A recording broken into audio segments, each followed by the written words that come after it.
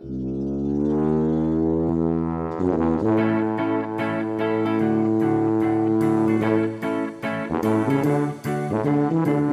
and welcome back.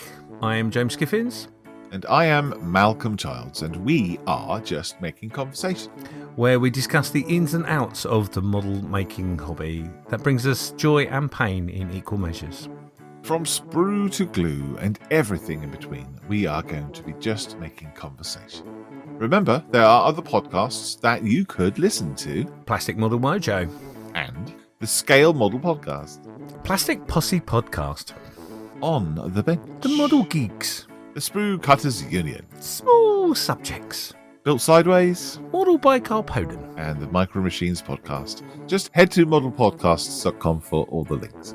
If you enjoyed our podcast, consider leaving a review or 5 stars as it promotes this podcast to more people to enjoy. Showing your support to us is as easy as making coffee. So why not go over to buymeacoffee.com/JMC podcast and do just that, because your support will help go towards making the podcast and its content better. Is that true, though? Does it? Well, it certainly makes me feel fluffy, so it must do. Okay, your support will help go towards James feeling fluffy. You want to fluff James, then? Fluff away. You know to go.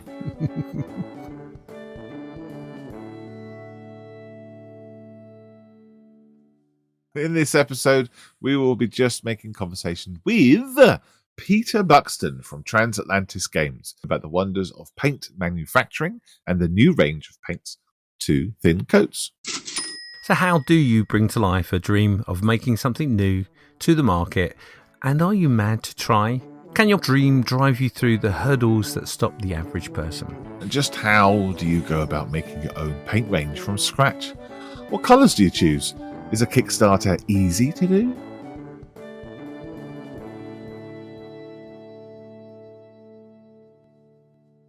We got any comments this week? Well, we've run out of coffee beans. That much I know. Oh, shocking.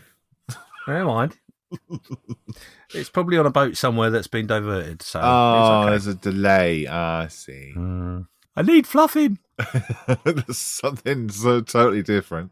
Oh, yes. Sorry.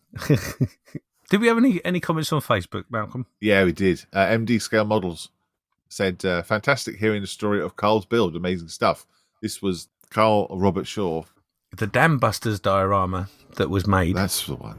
With the amazing splash effect and all that. And boy, did he give us some information on just how he put that together over a very long period of time. Well done, Carl. Thank you very much for joining us for that. Yeah. Thanks for being with us.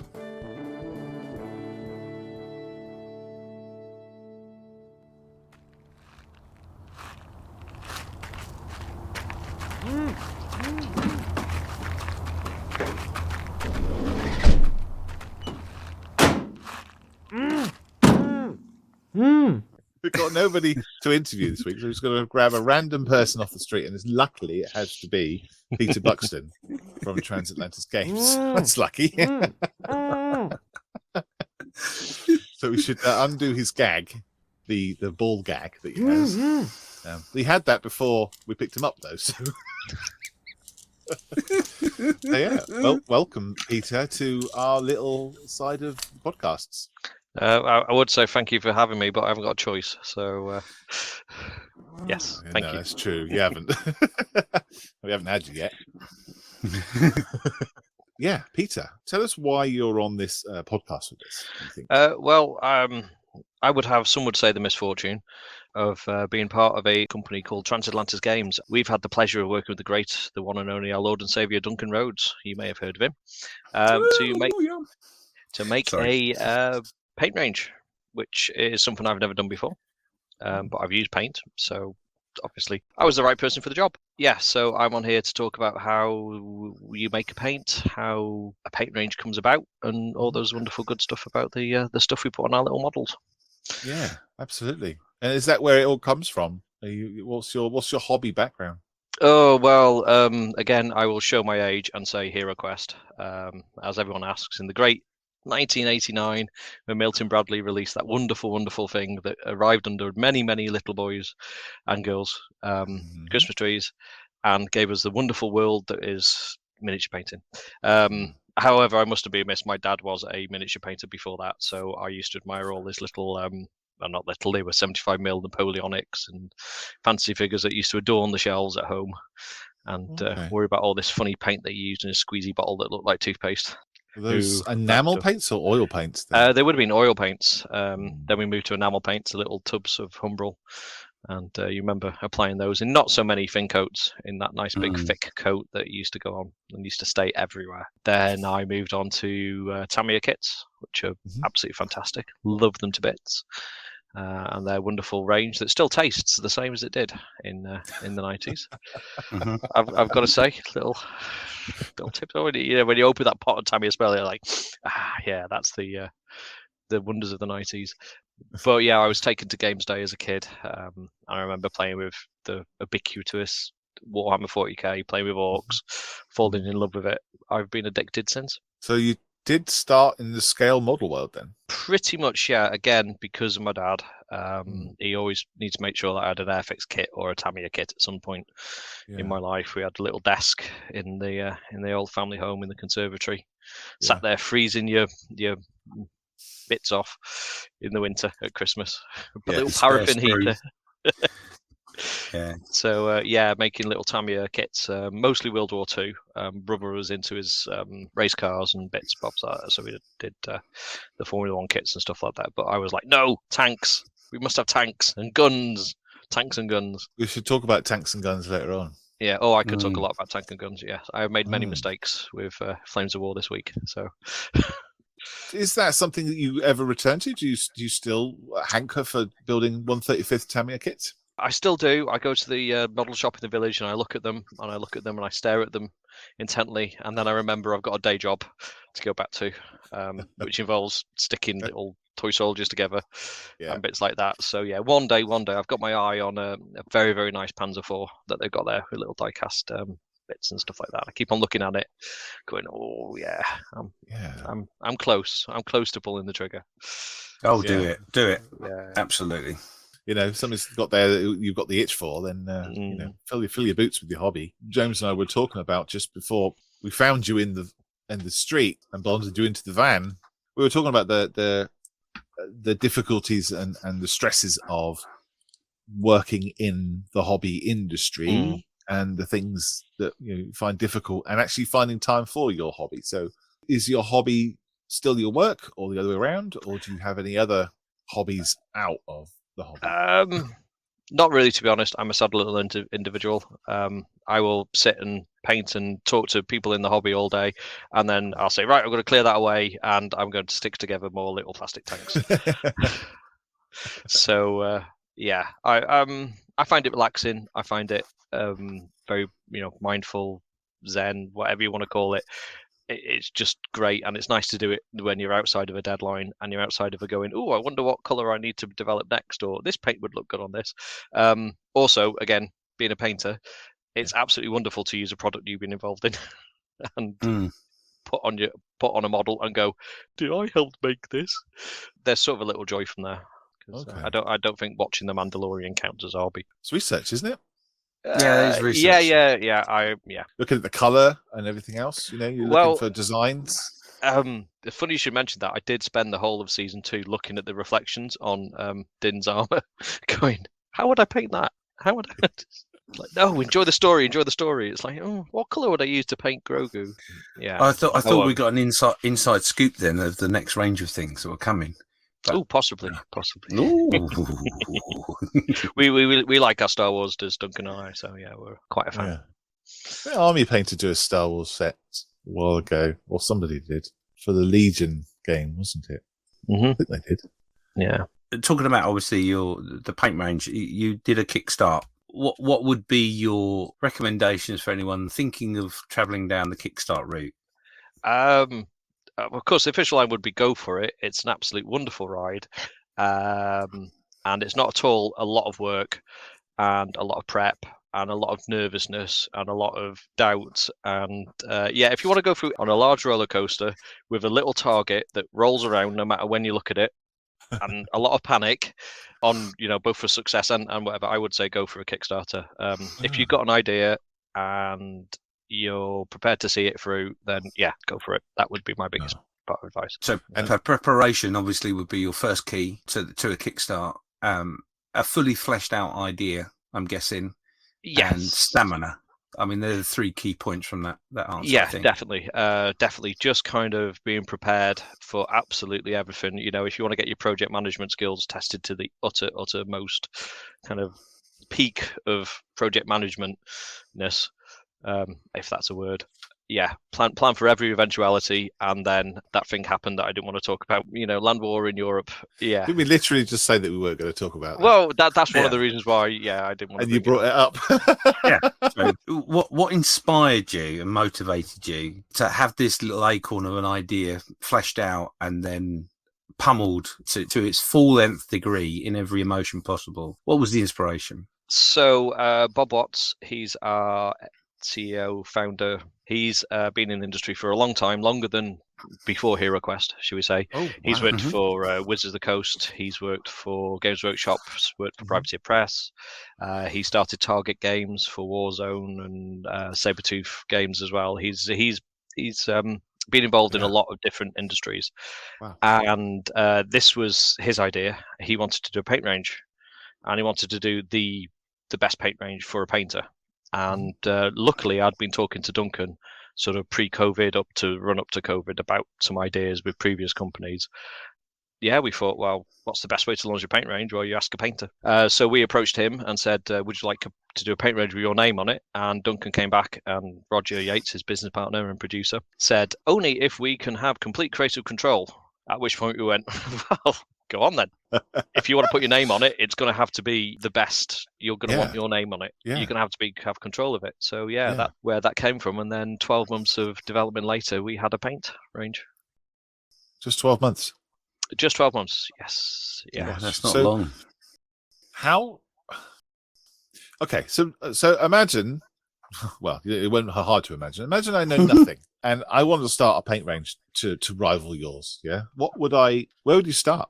Are you looking for basic pigments, or obviously you need to have help because we're not chemists. We're not anywhere near as what we need to do. So we've been working with a team of chemists that are very skilled in what they do, with all sorts of different chemicals and stuff like that. And then we've asked them to come up with, obviously, to work with them for a paint range. And we started with the medium, which was the key to it. So the very base of the paint, the stuff that you put the pigment in to make the paint, that's where we started. So we started with a black and a white medium, because black and white have different properties depending whether you're dark or light. So they were going to form our basis. And we went across, and Duncan sat there. It was a very long, involved process because we were during COVID. So it was like you can't all sit in a room. It's got to be done by you remember those old games where you used to have to play chess by post? Yes. Always reminds me of that Red Dwarf episode with the moves. Yeah. It was very much like that. It was just like, well, I like B, but can you put a little bit more of D in there? And I like this bit from A, and we just sat, and Duncan decided what he wanted for a paint before we even started looking at colours or density or stuff like that. And from that, everything that we needed came out of it. So we had the base before, and then once you got the base, you can do whatever you want with it, which hopefully make paint, not eat it. I wouldn't recommend that because it tastes a bit funny. Okay. So yeah, don't eat paint, but kids. So yeah, from there we could then create a paint range. So wow.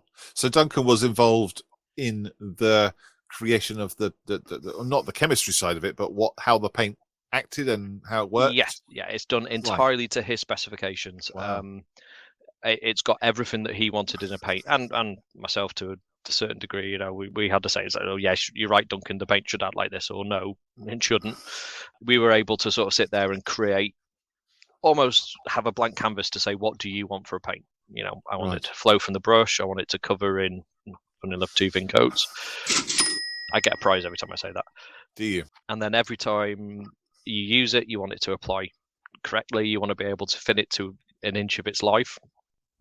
So you can really get it nice and thin. So all these properties that we wanted from a paint, and we wanted as painters, especially as miniature painters, we just made a paint that we wanted to use, basically, and we liked using. That is fascinating, because I'm sure that people have felt that way. They wanted to make their own paints and things like that. And couldn't somebody just off the shelf just buy some medium and then add pigment to it and just make their own paint in their own way? I guess they can mix their own. You can do, but it's the expertise that we had behind us that were able to say, right, I need the paint to do more this, and then rather than spending sort of 6 months of development, you've got a team behind you who go, I know exactly the right chemical compound to use to. So I was just going to ask, it seems like a bit of a silly question, I guess, but what makes this particular paint unique to what's already there on the market? We like to think the paint works the way you expect it to work, which sounds really weird describing about it, and it's quite a fluffy kind of response to it, but when you use it, and this is something that Duncan and I were very much like a case of everyone's asking us what the paint's like, and it's like, well, when you use it, you'll find out how. A lot of it is the smoothness of application and the levelness, also just the way the paint behaves, either on the palette or on the model. I know it sounds a bit hyperbole. It just goes where you want it to. And again, this comes a lot from Duncan's ethoses and very much our ethoses as well, is that we didn't want people to be disappointed the first time you pick up a bottle, pick up a brush. We've all been there, going back to the Humbrol days and the oil paints and the bits like that. It's like, I want to paint a figure, I want it to do this, and it doesn't. And you see it when you get new starters and people have never done it. You've got that little seed of disappointment they've got in their head that it hasn't quite turned out the way they want it to. That's the key that we wanted to eliminate. Almost, we wanted to make it accessible for people. From my experience, the phrase I often use is you've got to learn how to use the paint. So have you sort of eliminated that process? We've made it in easier. A way.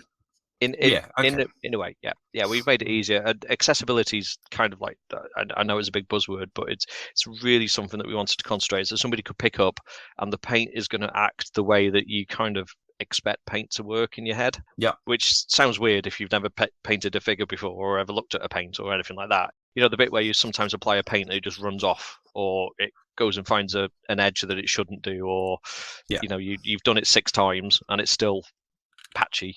We wanted to try and eliminate all of that just really by putting the correct amount. Well, it was correct amount for us. The ingredients in that we needed to make that happen. Things like drying times and thickness and viscosity and all that sort of thing would come into it. Was there anything else that would come into it as a consideration? Smoothness is something that we've really looked at. So the way that when you get that right amount of flow improver in your paints and you're like, oh yeah, this is really going on well, I've cracked it here. We wanted that sort of level of out the pot. Right. So you can squeeze a bit on your palette, you can thin it, and away you go. Yeah. So, yeah. Okay. And so you mentioned that you wanted it so that it would act as you would imagine it to. So are you wanting people who'd never painted before to use these paints? And that's the view of all of us modelers, isn't it? We want to have as many people enjoying a wonderful hobby as we want to. So yes, definitely, it's something that we want people to kind of come along and use a paint and enjoy it and have fun. And I think that's again, we've had lots of ideas running into this paint, but we wanted people to enjoy using the paint as kind of like a take away that barrier, that horribleness of like, oh, what do I do with this? How does this work? What am I doing here? It's like, what? I've got a brush, I've got a model. So you're basically making sure that initial interaction and experience, that first time experience, is a pleasant experience rather than a I've got stuff to learn here experience.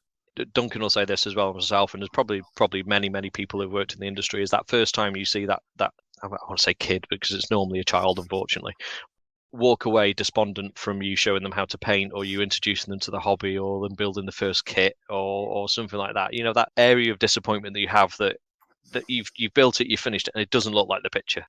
Yes, so, I think we've all had that, haven't we? To some extent, I think that's where the seed is sown, isn't it? Though, yeah. With the parents saying, right, let's sit down and do these fun little things, and the kids hours just disappear in your painting. So it's nice that you've got a paint you want to fit into that little genre. I guess at the same time, is it an expert paint as well? Then is it a paint that people who had used like Vallejo and Army Painter and things like that already would be able to get hold of and use? I've been a professional painter for the past 4 or 5 years. I've painted lots and lots of armies and a few display pieces and stuff like that. So I was definitely able to look at it from the more advanced points of view. The paint had a very specific purpose. It had to be used the way Duncan wants to use it. I know, his name's on the packet. It's his paint. It needs to be used, whatever. But I was always there making sure, does it airbrush? Can you wet blend with it? Can you do 2-brush blending? Can you glaze with it? And yes, you can. That was what I was going to ask, is about airbrushing it. Yeah. Yeah. Oh, yeah. It airbrushes like a dream. It really does. Right. Yeah. Wow. Need to fin it a bit, but it gets there. Yeah. Okay. Well, it's good to know. Yeah. And when you were developing, do you also have to think about thinners? Water.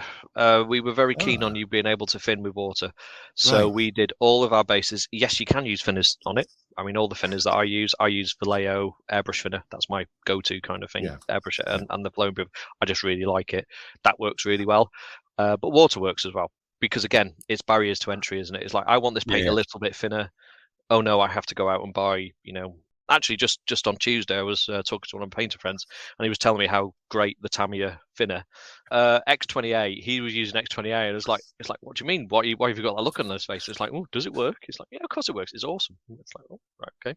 So yeah, it's just having that brand compatibility. I think is, it's pretty essential in this day, because we all, I sell paint for a living. We all use different paint to get different results. We've all got our favorite colors from our favorite ranges. So yeah, it was very important that we could mix it together. We tried it with everything. I've sat there with the Vallejo stuff, Darkstar Metallics, work with it, AK Interactive, the lot. It's interesting as well. So some interesting colors you can get from mixing together as well. Yeah. Any exciting pigments? I mean, oh God, what do I sound like? Exciting pigments. We should call the podcast "Exciting Pigments" with Peter. Yes, pigments are very exciting, and how they interact. It's even after 2 years of making paint, I still don't fully understand it, because you go to these guys, the chemist guys who do it. So I want a blue, and I want it to be more bluer, and they'll go and add like green in it or red or something like that, or some other little secret stuff, and come back and go, there you go, and you're like, how did you know what I meant by more bluer? Because that's exactly what I want. Right. So yeah, we've got lots of exciting pigments coming up. Okay. Yeah, that doesn't quite answer your question, but I know. Yeah. Okay. You have exciting. Are they all? Are there any natural ingredients? Because I know the old days. I said the old days. I was talking about cavemen. Oh my God. The old days. Not old. Pigments would come from natural places, So does that still happen? Yes, to some degree, and Right. no, there's still, you still put titanium in white.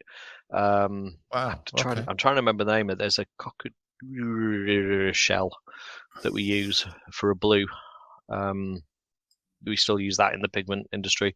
A lot of it's synthetic, but there's still those natural ones that you just have to use. So Okay. That's interesting. yeah, it's again, it's really weird. The model in acrylic paint, you just don't use one type of pigment. It's lots of different pigments mixed together with different amounts. And With the Kickstarter, then. So, do you want to tell us a bit about what it is, the Kickstarter, what you get in the different tiers? Well, we've actually finished the Kickstarters. Of course you have. We've done 2. Yes. So isn't there a number 2? Isn't that out now? Number 2's finished. We've actually, I was going to say, as of the time of recording in mid-April, the Wave 1 is on its way to the customers now. So yeah, we've actually dispatched that. And then Wave 2 is bang on schedule for August. Right, I see. We're on full fulfillment mode now. And what does Wave 2 have in it that Wave 1 doesn't? That's got more colours. When you ask to put 60, you ask, all right, you've got to do 60 colours. And someone puts a gun to your head. There's a Duncan's like, you've got to release 60 colours. There's loads of colours that are missing. So a lot of it is tertiaries. There's some different shades of primaries. So, there's a new red, new green, new blue. And what I'm more excited about is the military colours, which we love. Hence me painting lots of little tanks, because it's like, yes, I can finally do my Germans. We've got things like the German greys. We've got Russian greens. We've got US Army drabs. We've got not quite got a British Army green, but we've got that to go along with all the nice khakis and and creams that we got in the first range. So Right. they're quite exciting. We got more metallics because everyone loves a metallic paint, hopefully. A bit more interesting than gold and silver. We've got glazes, which are quite a big thing in the miniature painting world. They just make your intensifies colour. It's like a filter. Like filter. There you go. So, if you're using it for an airbrush, over example, you can make your candy reds and your cool effects like that. A bit like Tamiya smoke, but not quite as dark, more bright. So they're primary and secondaries. I love Tamiya smoke. It's my favourite paint. I love it. Yeah, we were talking about that yesterday. Not yesterday, on Tuesday, with a painter friend of mine. He's like, I wish you could get Tamiya smoke, and I wish you could get the stuff that makes Tamiya smoke, and just put it in a different colour. I'm like, that's genius. I'm not sure what I'd use it for, but it's also genius. So Tamiya, if you're listening. And then we've got the brights, our red. It's called Hellspawn Red because we're a fantasy paint range and everything's got to have a funky name, of course. I quite like Hellspawn Red. How that goes is we were trying to make a red and we needed a red to highlight a red. So normally, traditionally, when you use a highlight for red, you either go orange or pink. And we were trying out all these different places for red and, don't like it, that's too pink, that's more orange. And Duncan's like, I just want this, but I want it more redderer. Redderer. And we also looked at him and we all looked at him, and the chemist we were working with goes, he brought back the most reddest of the red. This was, it does have a not safe for work name in the factory, and that's, in red. And when you open it, it's like, like a freshly painted postbox. Yeah. Oh, okay. Yeah. It's just like that. And it's like, wow. You put it next to any other red, and you think, wow, this is the reddest red I've got in my range. And then you put this next to it, and it goes, oh, no, that's brown. It's brown compared to any other red. Wow. Compared to any red, yeah. Okay. So going about an exciting pigment, that's one of our most exciting pigments, definitely. Wow. What do they call it in the factory? Red. Yeah. I can imagine it. Now. Yeah, I was just trying to think of how it works with the brightness of because if you take a photograph of that red, your camera's only got a certain amount of colours that can show and a certain amount of brightness. So is it just the contrast of the paint you're showing with other paints? It's normally the contrast of that paint next to something that does that. Okay.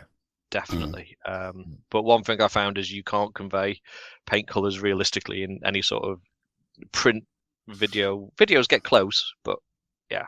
Duncan being famous for the two thin coats catchphrase, if you like, the hashtag, do you have to use two thin coats with this paint? We would always recommend using two thin coats because that gets you the best finish with the company line. But our yellows and reds pretty much go on one coat. Wow. Same with the metallics as well. The metallics are particularly good coverage. Yeah. So you mentioned sorry, James, I'm talking a lot. No, you carry on. It's fine. You'll only cut me out anyway in the editing, so that's true. So the way this is how I imagine it. That you've got a shredder and you've got some aluminium foil, and you shred up the aluminium foil into tiny, tiny bits until it's very, very small, and then you add it to some clear paint. That's what I'm thinking. Shiny, metallic paint is made. Is that right? Not our metallic paint. No, it's made slightly differently. Oh, so some metallic paint is. Some metallic paint is made similarly to that. Yes. Okay. Yeah. Okay. How do you make your paint then? If you don't have metal. Our metallic paint. Well, rather than shred, we grind. So mixed, not stirred. I see. Mixed, not stirred. Right. Fell into that one. Sorry. Yeah. So imagine it was an aluminium. You have like an aluminium powder made from actual aluminium. Because I mentioned you said titanium is in titanium white. And so how do you do it with gold? Because I guess you don't have gold in there. Bronze, coloured colours, you tint it. I see. Okay, gotcha. So there's a colour paint with metallic elements in it, and that changes the colour of the metallics. Right. Yes. Gotcha. Okay. There you go. Didn't know that. There you go. So I want to ask, with the projects you're doing, obviously, What has been some of the biggest challenges that you faced in bringing it to the market with this project, and how did you overcome those? Okay, so the challenges are probably going to be the same challenges that everybody will tell you. That horrible thing where the world changed. COVID definitely caused a lot of problems. There's no problems, challenges. We'll call them challenges.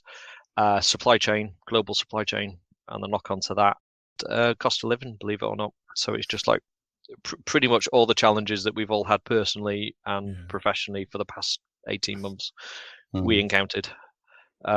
Just on a scale, basically, because we were trying to do things that were bigger. So when you're trying to order 400,000 boxes and there's a global cardboard shortage and it trebled in price, then yeah. But we overcame it. We were 6 months late, which obviously had its commenters, should we say, and criticisms for it.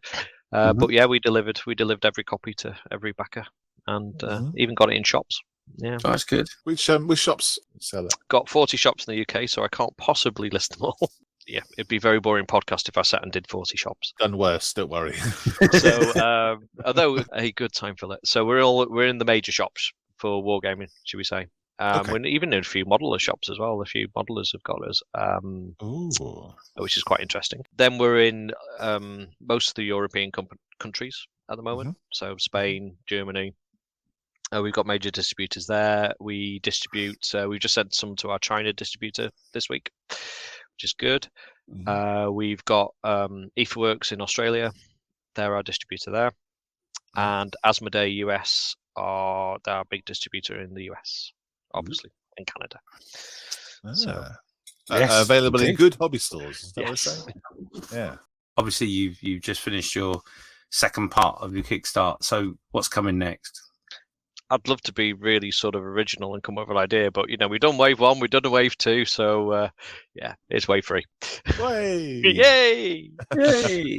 And when are we expecting that to become public knowledge? When we finished it. Oh, okay then. Yeah, we've had quite a busy couple of months. I'm not going to lie. This time of year, it's April, springtime is all the industry conventions and stuff like that. So we've kind of rolled straight into events, and we're a pretty small company. I've got 6 people working for us in the factory, and then the management teams is 4. So we're not mega huge. So it's kind of difficult when people are like, "Oh, what have you got for the plans?" It's like, I'm just planning to get to the end of my inbox for today. Yeah. So yeah, we are planning more products definitely for Paintwise. So cool. Yeah. So there will be a phase 3 coming out once you've got it done. Will it be just more paints? Will there be other bits and pieces in there as well that are painterly? We're definitely looking at expanding outside of opaque acrylic paints. Gotcha. We've been looking a lot of weathering, which is we like to make our models a bit dirty. We like that. We've got some rust effects, we've got some verdigris effects, blood effects, because us wargamers are a bit vicious and we like to splodge blood everywhere. So we're going to be looking at those sort of ranges of paints. And there's always more colours to go for. I'm sure there's some Roman regiments that we haven't covered yet. And well, that's the thing, isn't it? Some of the Napoleonic painters and wargamers, obviously doing the historicals and things, they need some bright colours. Yeah. So it's not just olive drabs and things like that. No. Again, it's being limited to 60 paints, 120 paints at the time. You sort of sit there and think, oh, there's no colours left, and then 20 minutes later you're like, there's too many colours. Well, that's it. You see, there's lots of other, like scale modelers, for instance. That I was going to talk to you about the olive greens and the greens and the special military greens that you've got. There'll be arguments for years and years and years about what is the correct olive green, olive drab, bronze, olive, purple, violet, green, and all that kind of thing. How did you get to decide which was the right green? There is no perfect olive drab. Probably a little bit more creative with the choice of what looks good. Yeah. To be absolutely honest, and it's like, yes, that is representative enough, and that is good enough for us lowly wargamers who perhaps might not want to paint it the right colour, but we want something that's olivey greeny in our collection. Yes. Do you think then it's a kind of like an average of all the olives that you've seen, perhaps? Yes. I'd definitely say that, and that's one that worked, if that makes sense, and looked pretty, Yes. and made sense in the range and looked right when you applied it. So I know that scale modelers are very interested in getting the right color grey, the right color green, having the right FS number and everything like that. So do you think there's any scope for that in your range? Would probably for this range and for where we're marketed at, and especially the people that know Duncan tend to be wargamers. I'd have to say that it would be probably we're just looking at approximation rather than having the correct colour for every regiment that you need to use for your Napoleonics, for example. And we're not quite at that depth yet. Yeah, there's nothing to stop you mixing your own colours anyway, is there? So it's not like you have to use it from the bottle. No, not at all. Not at all. I mean, it's a regular acrylic paint. You can mix it however you like to get whichever colour you want. We're just trying to, again, going back to accessibility. You've never painted before, you don't know exactly which olive drab you want. There might be 20 sat there on a shelf. It's like, nope, I want it green. There you go. It's green. Yeah, that's right. Yeah, I'm thinking about my collection of colours. It's like, no, that's 1944. Just late war. That's late war, and we're not. And that's not the right Russian green. Yes, I know. Well, time of day as well that a photograph was taken will make a difference. So, one thing I'm amazed when you go to the tank museum and they're all pristine and they've never been used, and you're like, they don't look anything like the picture. This does not look like it's been running around the desert for a week. Unless you go to Tank Fest and watch them going around. Once they come back in, they are covered in mud. Have you been to the conservation centre across away from the entrance when you go to the Tank Museum? I've not been there for a very long time. I'm going to have to admit, definitely, it was something I did. It's going to be last century now. Oh, wow, okay. Yeah, right. long time ago. It's one of those things that stick in your mind. Unfortunately, being from deepest, darkest Wales, you don't get down to that part of the country very often. So it's just a hop across. As long as they let you back out of Wales and let you back in, you'll be fine. Occasionally, I'll take my passport. But the Tank Museum has completely changed. They've changed loads of stuff recently, and it's absolutely brilliant, absolutely fantastic. Can't rate that museum enough. But opposite their main entrance is a conservation centre, that they call it, but it's basically a hangar for armour nerds. It smells like oil. It is dusty, and all the tanks that they're working on and conserving are all there and all jammed in as tight as you can. So you can walk amongst them and you're just squeezed down past them. And it's a brilliant place. It's amazing to watch people walk in there for the very first time and just sniff the air. Like, if you ever get down there, Peter, go and have a visit. I'm thinking about it. I do suggest road trip very occasionally. And everybody's like, what, to Warhammer World? He's like, oh, okay. Just say yes and then turn right instead of left. Go very early in the morning and say, sleep in the car, it'll be fine. Yes, that's right. Well, if you want to go see where the Rhino got the inspiration, you might want to go down there.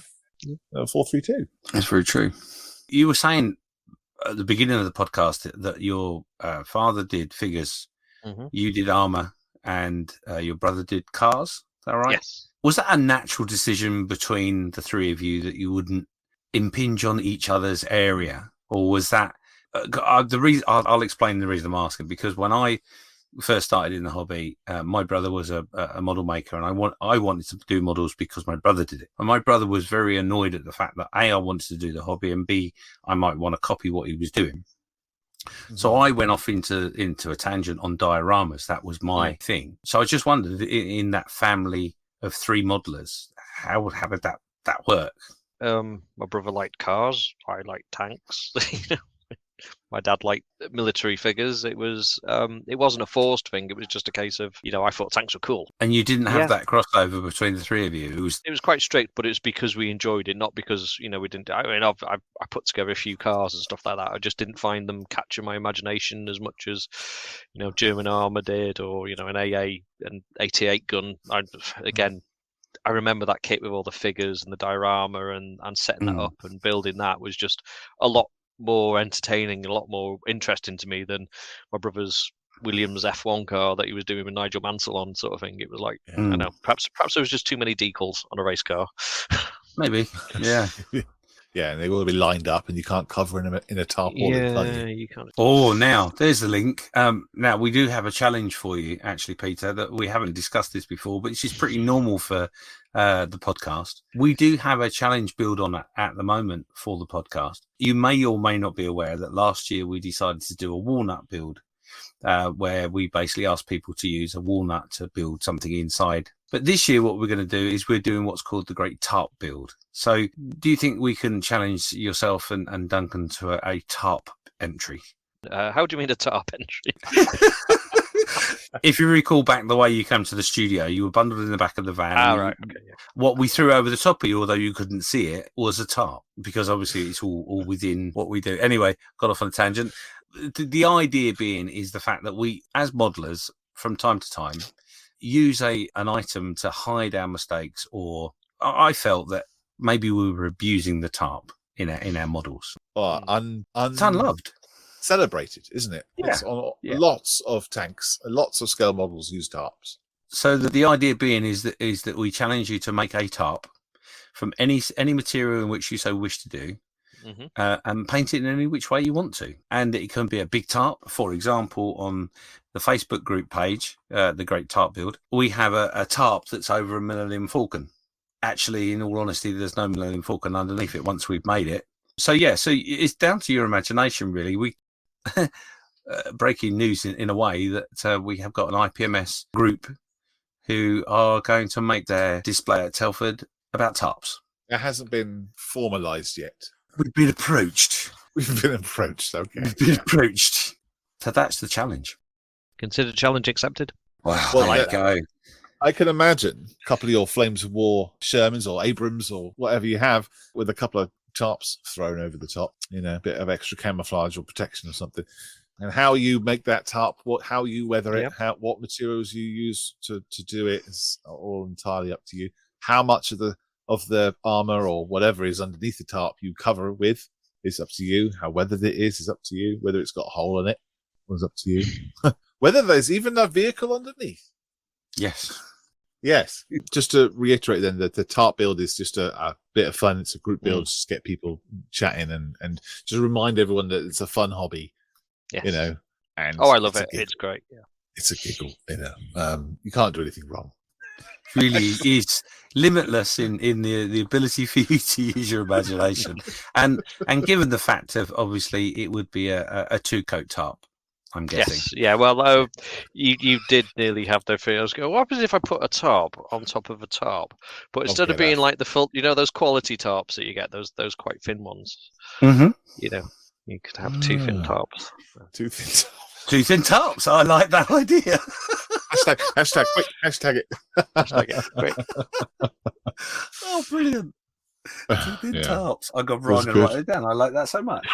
Was there any sensible questions from the other side of the studio?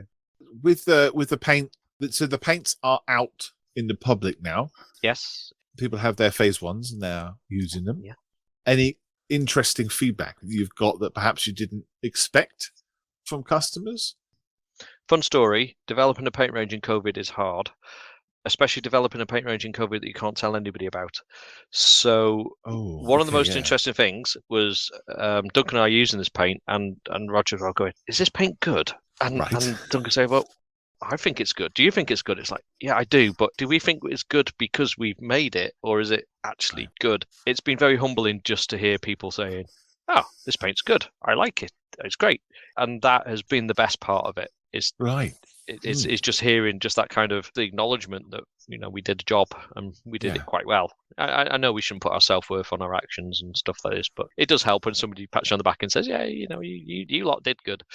One of the biggest things we did, there's a YouTuber called Mediocre Hobbies, and he's a Warhammer YouTuber in Ireland, and the title of his is "This Paint Made Me a Better Painter."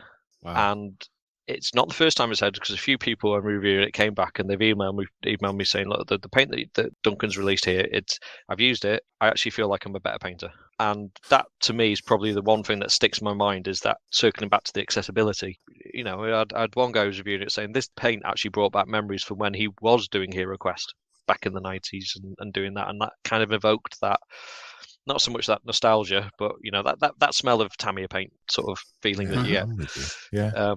So yeah, I think that's been the biggest sort of humbling for Duncan and I, is just to hear that coming across. That's brilliant. That's wonderful. Just hearing that from your peers in the Yeah. hobby, you've made something that they want to use, and that has improved their hobby. And to say something like that they makes them feel like a better painter is like, I don't know, since the invention of the wet palette or something. You know, that's the last time I can think my hobby changed in terms of painting. So yeah, well. But nobody that said to you, I've thrown all my other paint away and I'm only having yours.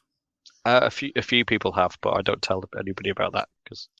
No, it's good to hear because I've heard that comment a few times with different items, not just paint, but different items. You know, I've got these nippers. I've thrown all my other nippers away because this is the most amazing nipper ever in the world, and the fact that something so fundamental but so simple can make such a change to someone's experience and journey. It has to be celebratable, and well done, you guys. You know, to have those sort of comments is fantastic. Yeah, it really is. Thank you. How do you come up with the names of your paints? I let Duncan do that. Yes, they can call it whatever they want with the names and put their stamp on it. Well, we'll save that one for Duncan. Then. Yeah, I'll say that one for Duncan because every name has got a significance or an in joke or something like that. It's quite funny. Oh wow! That's interesting. Right? Yeah. Okay. Remember that, James. Write that down. I'm writing it down. Yeah. So, what are you working on at the moment, Pete? What's in your hobby bench? On my hobby bench, I wish I was sat there. Could I reel it off? I have all sorts on there. I've got skeletons from Cursed City for my Soulblight army. Yeah. I've got some Uruks knocking around from Warhammer. Oh, right. I've got some Skyrim miniatures on there. Oh. Which are quite interesting. Some Stormcloaks, that's what they're called. I should really learn the names before I start painting them. Far too much US armor because that's the Flames of War, is it? Flames of War, yeah. That's my current kind of mistake, should we say. Which is Duncan's fault if he's listening to this. He's looking to get into Flames of War. I was looking to offload a load of my old Flames of War because I'm not playing it anymore. There's nobody to play it with, 3rd edition, etc., etc. So it's like, oh, Duncan, I heard you want to start Flames of War. He's like, yeah, you want some bad guys. All right, okay, so here you go. I'm going to sell you, going to sell my Germans to him. And we just happened to meet up in this car park. As you do. We're meeting in the pub. And in the pub car park, he suddenly runs out and he goes, have you got the stuff? You got the stuff? I'm like, what was it? He got really nervous. He's like, thrust his money in my hand. Have you got it? So yeah, we did an exchange of 15mm miniatures into his boot in this car park outside the pub. There's like looking around going, I hope there's no CCTV. There is. We've got an image of that. You'll be glad to know, Peter. We were aware. So anyway, I'd got rid of all my Flames of War, as you do, and then the itch starts, doesn't it? And I start looking at the new stuff. I start looking at their plastics. And now I own far too much Flames of War. Listeners will be scale modelers, but and possibly won't know much about wargaming. We talk about a lot on this show, particularly, is the crossovers between all of the hobbies. So that would be railway enthusiasts, wargamers, scale modelers, road control makers. We all use the same sort of similar type of paints, weathering, and we all like tiny things. Yes, yeah. I have been a part of all 4 of those communities at one point in my life. It just so happened I work in the wargame industry, but I'm love to get back into scale modeling. Remote control, I don't think I can go through the pain of breaking something again as it smashes into the wall. That was a bit. And my son does trains, so yeah. There you go. He has a bedroom full of 00 gauge. So, a question for you then: could toothing coats, would that be useful for railway enthusiasts, for instance, or is it particularly focused on wargamers? The names and some of the colours are particularly wargame focused, but we have blacks, we have reds, we have primaries, secondaries, greys, browns. So the answer is yes, you can use it as long as you want to paint that particular thing, that particular shade. Yeah, I mean that's the same thing about all the paints. Is there's a lot of paints that work in military that will work in wargamings, but not so much for some of the colours. So I just wondered if there was a consideration to think of the other hobbies that might use paint to accommodate for their kind of cultures as well. That's what I was thinking. It's certainly surprising coming from wargaming industry background and then seeing how many of the people walk up to you and talk to you, and they are, as you said, they're on the RC world or they're a scale modeler or they're whatever. I mean, my studio painter Sam, he's a scale modeler first. That's actually his hobby, and he's also a figure painter. So and that's his job, sort of thing. So yeah, it's the crossovers. I thought it was like unique, and no, I'm not. Everyone crosses over. As far as a line, perhaps. I mean, it might be a bit difficult because obviously Duncan's known for wargaming specifically, so it might be a bit of a hard sell into a model shop who's never heard of the poor guy. So, Yeah. Well, we can change that. Yeah, we can change that. I mean, my model shop's got Army Painter in and Tamiya, along with the Tamiya and the Vallejo stuff.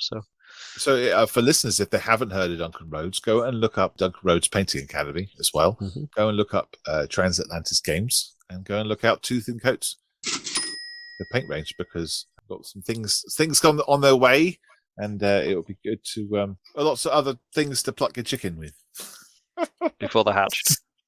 Yes. Mm-hmm. Thank you very much for your time, Peter. And we'll put all the links and everything else that you can get in contact with the company all on Facebook and on the show notes. Is there any questions that you wish we had asked that we haven't asked you? Perhaps asking maybe if you could loosen the cable ties a bit that are around my feet, because my toes hurt. I should have asked that about an hour ago. I'll be honest, I think that colour blue you were talking about. Yeah. No, I'm not sure they'll be able to make that blue, but anyway, yeah, we'll no, as you tumble out of the van, once we release you, I'll be honest, the ties will come off anyway. Okay, all right, that's good to know. That's good to know. Thank you very much. Thanks, Peter. Thank you for having me.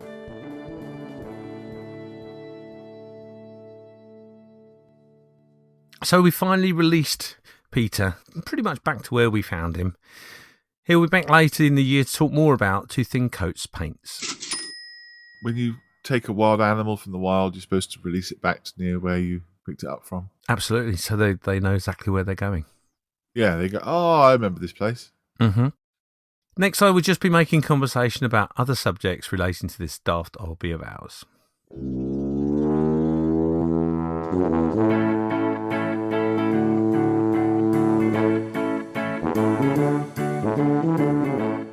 You've been listening to Just Making Conversation with James Skiffins and Malcolm Childs. Follow us on the Facebook, where we post photos, updates, and other nonsense. Find us on Spotify, Amazon Music, iTunes, Google Podcasts. Poodle Godpasts. Find us on Spotify, Music, Amazon Music. Oh, for fuck's sake. How hard is it? It's hard. Find us on Spotify, Music.